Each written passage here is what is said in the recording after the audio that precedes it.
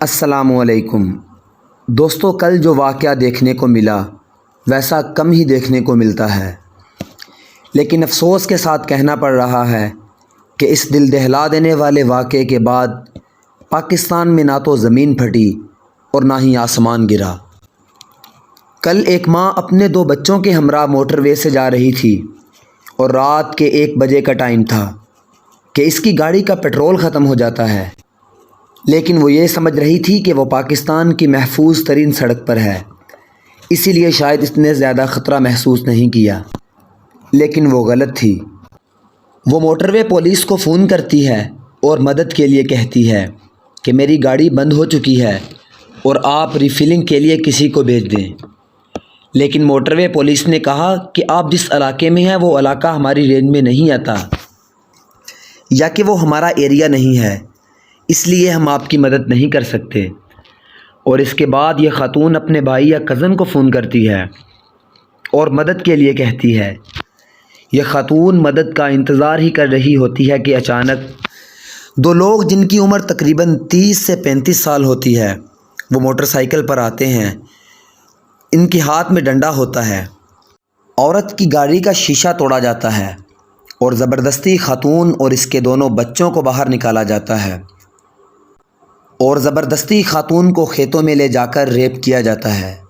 یہ تمام معاملات اس کے بچوں کے سامنے ہو رہے تھے، تو اس کے بچوں کے سامنے اسے برہنہ کیا جاتا ہے اور اس کے ساتھ زیادتی کی جاتی ہے۔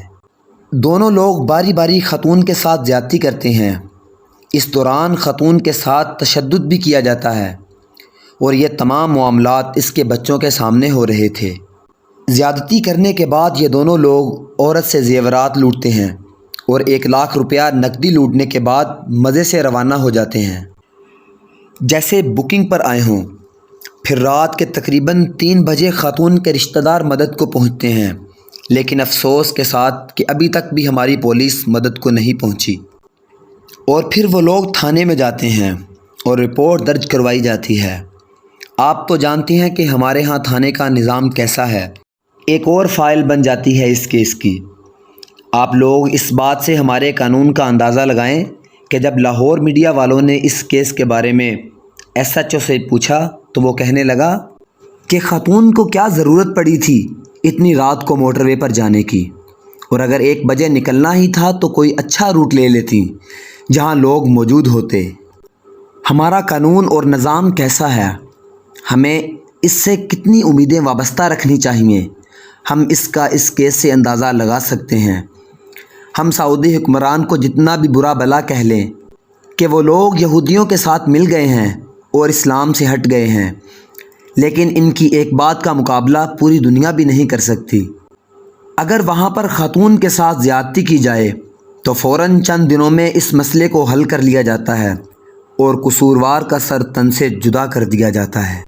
لیکن دوستو، اب پاکستان میں ایسا ہو جانا چاہیے کہ جو بھی شخص کسی عورت کو زیادتی تو کیا، اگر اس پر بری نگاہ بھی ڈالتا ہے تو اسے واقعی سزا ملنی چاہیے۔ اور دوستو، ہمارے ملک میں سخت سے سخت قانون لاگو ہو جانا چاہیے، کوئی عورت کی طرف بری نگاہ نہ ڈالے، کیونکہ معاملات شروع ہی یہاں سے ہوتے ہیں کہ کوئی کسی پر بری نگاہ ڈالتا ہے تو پھر اس کو زیادتی کا نشانہ بنانے کی کوشش کرتا ہے۔ اور دوستو، اگر آپ لوگ کہتے ہیں کہ ہمارے پاس پیسہ ہے اور ہم محفوظ ہیں تو یہ غلط ہے، کیونکہ یہ عورت بھی کوئی غریب خاتون نہیں تھی، وہ ڈیفنس کی رہائشی تھی اور اپنی گاڑی میں سفر کر رہی تھی۔ ہمیں چاہیے کہ ہم لوگ خود اپنی بہنوں اور بیٹیوں کی حفاظت کریں اور مجرموں کو سخت سے سخت سزا دلوائیں۔